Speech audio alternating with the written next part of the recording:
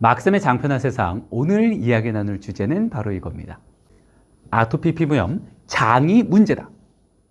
벌써 아토피와 관련돼서 영상 찍는 게 한 3편? 4편 되는 것 같은데요. 그만큼 계속 영상을 찍는 이유는 뭐냐면은 아토피 피부염은 결국에는 장 건강이 문제예요. 장내 미생물의 불균형을 통해서 자가 면역 질환의 유발의 요인들이 보이고 피부 쪽에 아토피 피부염으로 나타나기 때문에 자꾸 피부 쪽 질환으로 오인을 해서 바르는 것만 신경 쓰시는 많은 분들이 계시는데, 바르는 것도 당연히 중요하지만 먹는 게 더 중요합니다. 자, 그래서 오늘은 왜 아토피 피부염이 장 건강이 고쳐져야지 완치가 되는지, 그리고 두 번째는 아토피 피부염 환자의 피부 표면에는 어떤 미생물들이 상주하고 있는지 한번 보도록 하겠습니다. 아토피 피부염은 오래 지속되는 만성 염증성 피부 질환으로 대개 생후 2~3개월부터 나타나고 심한 가려움증과 반복되는 피부 염증이 생깁니다. 아토피 피부염은 가려움증이 심한 습진 병변이 피부에 생기며 아토피 질환의 과거력이나 가족력이 있는 사람에게 흔히 볼 수 있으며, 증상이 나타나면 그 부위를 긁거나 문지르게 되고 그 결과 피부 증상이 더욱 악화되는 것이 아토피 피부염의 특징입니다. 아토피 피부염의 원인을 크게 4가지로 나눕니다. 첫 번째는 유전적인 소인, 두 번째는 환경적인 요인, 세 번째는 면역학적 이상, 네 번째는 피부 장벽 기능의 이상. 제왕절개, 아이의 아토피 위험 1.8배 높여. 2015년자에 나온 뉴스인데요. 제왕절개 방식으로 태어난 아이들이 자연 분만으로 태어난 아이들보다 아토피 피부염에 걸릴 위험이 1.8배 더 높다는 연구 결과가 나왔습니다. 고려대 안산병원 가정의학과 남가은 교수팀은 12살부터 18살 청소년 1,300명을 대상으로 조사한 결과 이같이 나타났다고 밝혔습니다.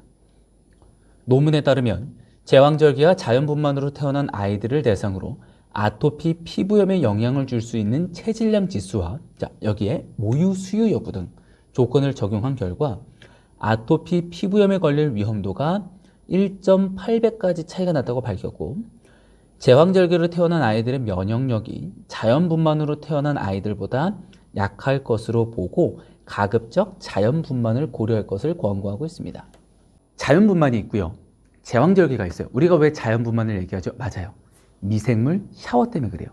아이가 태어날 때 엄마의 산도를 통과해서 좋은 미생물들이 먼저 피부 표면에 도포가 되고 구강을 통해서 좋은 미생물들이 흡입이 되면은 장 속에 먼저 유익한 균주들이 자리를 잡게 되죠.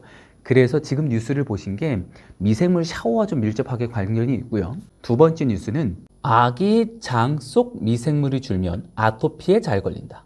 아기 장에서 특정 미생물이 줄어들면 아토피 피부염에 걸릴 위험이 커진다는 연구 결과가 나왔습니다. 울산대 서울 아산병원과 한림대 연구팀은 생후 6개월 된 영아의 분변을 분석한 결과 면역과 관련된 특정 미생물의 유전자 양이 감소하면 아토피 피부염이 심해지는 것으로 나타났다고 밝혔습니다.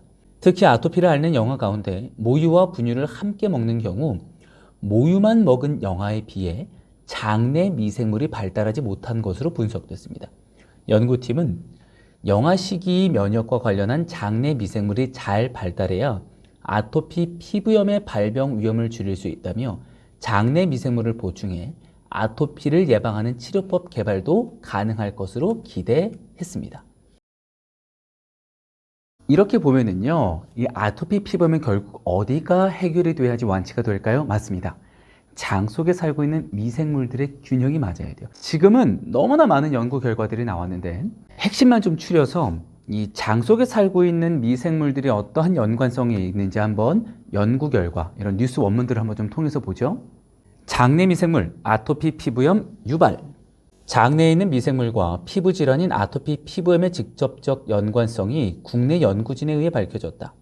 고려대학교 의과대학 김희남 교수팀은 장내에 존재하는 미생물들로부터 아토피가 유발되는 메커니즘을 세계 최초로 규명했다. 김희남 교수팀은 특정 세균 한 아종이 아토피 환자의 장내에서 부쩍 늘어나 있는 것으로 발견을 했다. 이것은 장내 미생물 구성이 건강한 범위에 벗어난 것이며 그 결과로 뷰티릭산과 프로피온산과 같은 장내 미생물을 생산하여 장벽을 튼튼하게 유지하는 데 필수적 역할을 하는 물질의 감소로 이어져 장벽의 염증과 균열이 증가하게 된다. 즉 단수의 지방산 생산이 안 된다는 얘기예요. 그 틈새를 통해 미생물 유래 물질들과 음식물 분자들이 들어와 혈관을 통해 온몸에 퍼지고 피부에서 강한 면역 반응을 일으키는 것이 아토피 피부염이라는 모델을 제시했다. 다양한 연구 결과들이 많이 나와 있습니다. 이미 10년 전부터 아토피 피부염은 장내 미생물과 마이크로바이옴과 연관이 되어 있다는 연구 결과들이 지금까지도 쭉 이어져서 나오고 있고요. 다큐를 하나를 좀 권장 추천을 드리면 EBS 다큐 프라임에서 나온 당신의 대변은 건강하십니까? 라는 다큐가 있습니다. 여기에 보면 크론병을 가진 아이와 그 다음에 아토피 피부염을 가진 아이의 장내 미생물을 분석을 했는데 어떤 일이 일어났냐? 두 아이 모두 다 장내 미생물의 구성이나 종류나 수가 현저하게 적은 연구 결과를, 검사 결과를 확인을 해볼 수가 있습니다. 즉, 장내 미생물의 균형이 우선적으로 맞아야 아토피가 해결이 됩니다. 두 번째, 그럼 피부에 살고 있는 미생물들은 무엇이 있는데 피부 미생물의 균형은 어떻게 깨진 거야? 이것도 한번 좀 보죠. 자, 본 내용은 피부 마이크로바이옴 연구 동향 내용 중 아토피 부분을 발췌를 해서 이야기를 드립니다. 특히 정상 피부인 대조군과 비교했을 때 아토피 피부염 환자의 병변 부위 및 비병변 부위에서 질병을 유발하는 황색 포도 상구균의 군집화가 높은 비율로 증가되어 있고, 반면 피부 공생 미생물, 흔히 쉽게 유익균이라고 이해하죠. 표피 포도 상구균과 코리네 박테리움 종의 비율이 감소되어 있음을 확인을 했다. 다른 연구는 게놈 기반 분석을 통해 아토피 피부염 발병 전 환자의 피부에서 피부 공생 미생물의 다양성 손실과 함께 황색 포도 상구균이 높은 비율로 존재하는 등의 미생물균의 유전체 변화를 보여주었다. 오늘 시간은 아토피 피부염과 관련돼서 결국 장 건강이 왜 중요하고, 그리고 피부에 살고 있는 미생물의 균형을 왜 조절해야 되는지에 대한 부분을 얘기를 좀 드렸습니다. 제 영상의 모든 마무리는 똑같아요. 결국 균형입니다. 음식에 대한 균형, 생활에 대한 균형, 그리고 환경에 대한 균형들, 모든 균형들이 맞아야 건강에 대한 건강이라고 하는 지표를 튼튼하게 세우고 질병이라고 하는 지표를 최대한 멀리할 수 있는 기반이 만들어진다라고 이야기를 드릴 수가 있겠네요. 속이 편하면 하루가 편하고 장이 편하면 인생이 편합니다. 아토피 피부염을 해결하고 싶으시다고요? 장내 미생물, 장 건강을 우선적으로 돌리는 데 집중해 주시기 바랍니다. 그럼 저는 다음 영상을 통해서 돌아오겠습니다. 안녕!